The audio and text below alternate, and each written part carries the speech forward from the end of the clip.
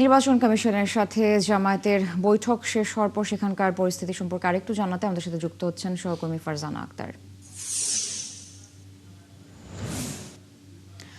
ফারজানা, জামায়াত তো কিছু অভিযোগ করেছে, সেটি আমরা দেখলাম। এর বাইরেও বৈঠকের যে মূল আলোচ্য বিষয়গুলো সেগুলো সম্পর্কে আমাদেরকে একটু বিস্তারিত জানাবেন। পাশাপাশি সাতক্ষীরা 4 আসনে জামায়াত প্রার্থীর বিষয় কোনো আলোচনা হয়েছে কিনা, সে বিষয়ে কোনো তথ্য আছে কিনা আপনার কাছে?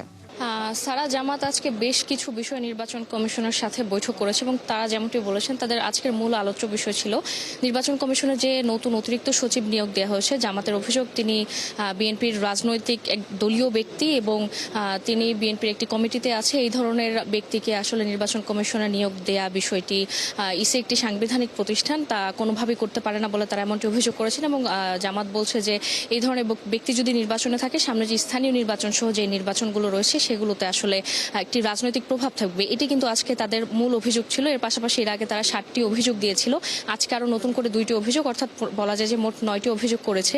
এবং এক্ষেত্রে আপনি যে দ্বিতীয় প্রশ্নটি করেছেন সেটির উত্তর যদি দেই, সাতক্ষীরা 4 আসনের যে এমপি গাজী নজরুল ইসলাম, তার বিষয়ে কিন্তু নির্বাচন কমিশনে আজকে কোনো মন্তব্য তারা করেনি বা কোনো বৈঠক হয়নি।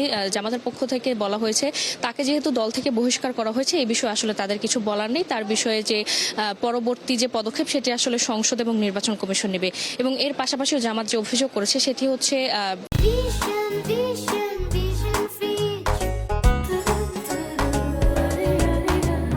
তারা বলছে যে সরকারি দল বিভিন্ন প্রতিষ্ঠানে, সিটি কর্পোরেশন সহ বিভিন্ন প্রতিষ্ঠানে দলীয় ব্যক্তি নিয়োগ দিয়েছে এবং তারা যাতে নির্বাচনে অংশগ্রহণ করতে না পারে। জামাতের দাবি এইসব ব্যক্তি যদি নির্বাচনে অংশগ্রহণ করে সেক্ষেত্রে নির্বাচন প্রশ্নবিদ্ধ হবে। পাশাপাশি নিষিদ্ধ যে রাজনৈতিক দল, সেই দলের কোনো ব্যক্তি যাতে, দলীয় যে ব্যক্তিগুলো রয়েছে তারা যাতে নির্বাচনে অংশগ্রহণ না করতে পারে, এই বিষয়ে কিন্তু জামাত অভিযোগ করেছে। আরেকটি বিষয় সেটি হচ্ছে এবার যে নতুন করে নির্বাচন কমিশন আইন করতে যাচ্ছে যে এমপিওভুক্ত শিক্ষা প্রতিষ্ঠানের যারা আছেন তারা নির্বাচনে অংশগ্রহণ করতে পারবে না, এই বিষয়টিও জামাত দ্বিমত পোষণ করেছে। জামাতের দাবি হচ্ছে তারা যদি সংসদ নির্বাচনে যদি অংশগ্রহণ করতে পারে, স্থানীয় নির্বাচনে কেন করতে পারবে না? জামাত বলছে যে এটি আসলে বৈষম্য।